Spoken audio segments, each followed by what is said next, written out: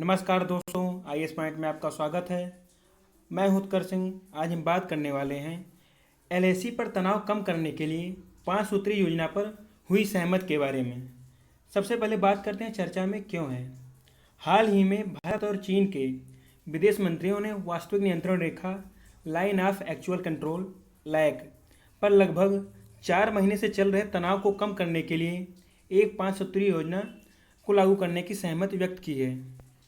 अब चर्चा करते हैं इसके प्रमुख बिंदुओं की। भारत और चीन के विदेश मंत्री ने रूस में आयोजित संघाई सहयोग संगठन एससीओ की विदेश मंत्रियों की बैठक से अलग एक द्विपक्षीय बैठक में सीमा विवाद पर बातचीत की।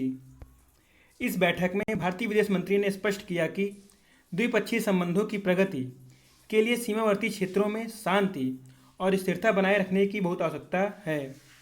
सीमा पर तनाव को कम करने के लिए दोनों पक्षों द्वारा स्वीकृत योजना के 5 बिंदु निम्नलिखित हैं। पहला बिंदु, मतभेदों को विवाद न बनाने देना। दोनों मंत्रियों ने इस बात पर सहमत जताई कि दोनों पक्षों को भारत चीन संबंधों के विकास पर शीर्ष नेताओं के साथ हुई सहमतियों, वुहान और महाबलीपुरम अनौपचारिक शिखर सम्मेलन से मार्गदर्शन लेना चाहिए, जिसमें मतभेदों को विवाद नहीं बनने देना भी शामिल है। दूसरा, सीमा से सेनाओं को पीछे लाना। दोनों विदेश मंत्रियों ने इस बात पर सहमत जताई कि सीमावर्ती क्षेत्रों में मौजूदा स्थिति किसी भी पक्ष के हित में नहीं है, अतः दोनों पक्षों को सीमा सैनिकों को संवाद जारी रहना चाहिए, साथ ही उन्हें शीघ्र ही पीछे हटना चाहिए और तनाव कम करना चाहिए। तीसरा बिंदु, भारत चीन सीमा प्रोटोकॉल का पालन। दोनों पक्षों को भारत चीन सीमा मामलों में सभी मौजूदा समझौतों और प्रोटोकॉल का पालन सीमावर्ती क्षेत्रों में शांति और स्थिरता बनाए रखने के लिए और किसी भी कार्रवाई से बचने पर सहमति व्यक्त की गई है जो तनाव को आगे बढ़ा सकती है। चौथा पॉइंट है संवाद जारी रखना। दोनों पक्षों ने सीमा से जुड़े मुद्दों पर विशेष प्रतिनिधियों, राष्ट्रीय सुरक्षा सलाहकार अजीत डोभाल और चीनी विदेश मंत्री वांग यी के माध्यम से बातचीत जारी रखने पर सहमति व्यक्त की। साथ ही भारत चीन सीमा पर परामर्श और समन्वय हेतु कार्य तंत्र WMCC की बैठकों को जारी रखने पर सहमति व्यक्त की। गौरतलब है कि WMCC की शुरुआत वर्ष 2012 में की गई थी। पांचवा बिंदु, परस्पर विश्वास बढ़ाने के लिए नए कदम उठाना। दोनों मंत्रियों ने इस बात पर सहमत जताई कि जैसे ही स्थिरता सामान्य होगी, दोनों पक्षों को सीमा क्षेत्रों में शांति और स्थिरता बढ़ाने के लिए नए विश्वास निर्माण उपायों कॉन्फिडेंस बिल्डिंग मीजर्स पर कार्य में तेजी लानी चाहिए। अब बात करते हैं भारत सरकार के पक्ष पर। इस बैठक में भारतीय विदेश मंत्री ने वर्ष 1976 में दोनों देशों के बीच राजदूत स्तर के संबंधों में बहाली और वर्ष 1981 की सीमा वार्ता के बाद से दोनों देशों के संबंधों की मजबूती में हुई वृद्धि को रेखांकित किया। भारतीय विदेश मंत्री ने एलएसी पर भारी संख्या में चीनी सैनिकों और सैन्य उपकरणों की उपस्थिति पर चिंता व्यक्त की और इसे वर्ष 1993 और वर्ष 1996 के समझौतों का उल्लंघन बताया।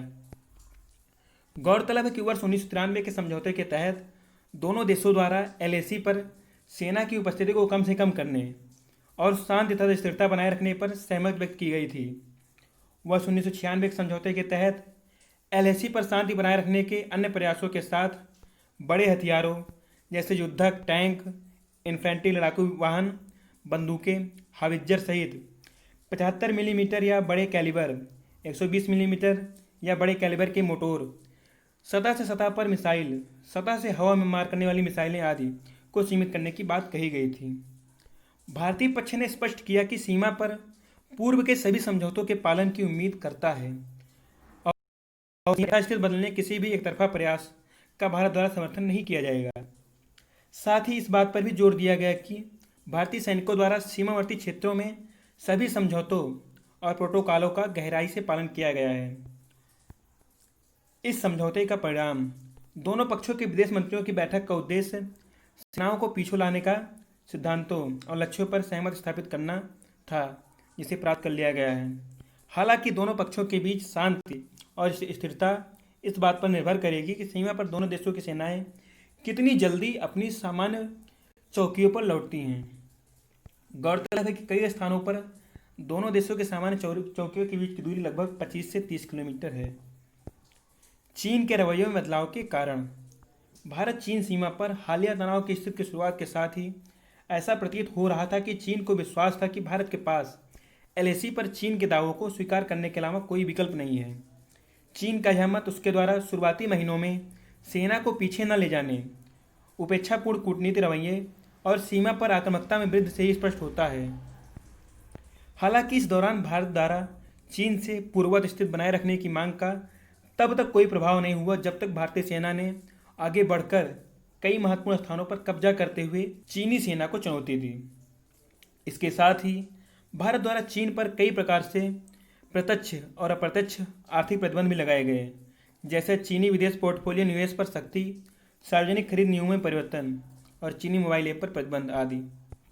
विशेषज्ञों के अनुसार भारत द्वारा चीनी आक्रामकता का जवाब देने की राजनीतिक इच्छा शक्ति और इसका समर्थन करने की सैन्य क्षमता के प्रदर्शन ने संभवतः चीन को अपने दृष्टिकोण पर पुनर्विचार करने के लिए विवश किया है।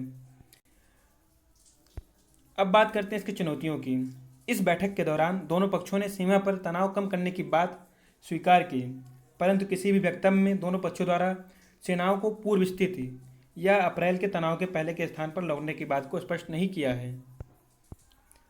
आगे की राह। पिछले कुछ महीनों में भारत और चीन के बीच बढ़ते तनाव के बीच विदेश मंत्रियों की इस बैठक में हुई बातचीत एक बहुत बड़ी उपलब्धि है। हालांकि चीन द्वारा इससे पहले भी कई बार तनाव को कम करने पर सहमति व्यक्त करने के बाद कोई कार्रवाई नहीं की गई है।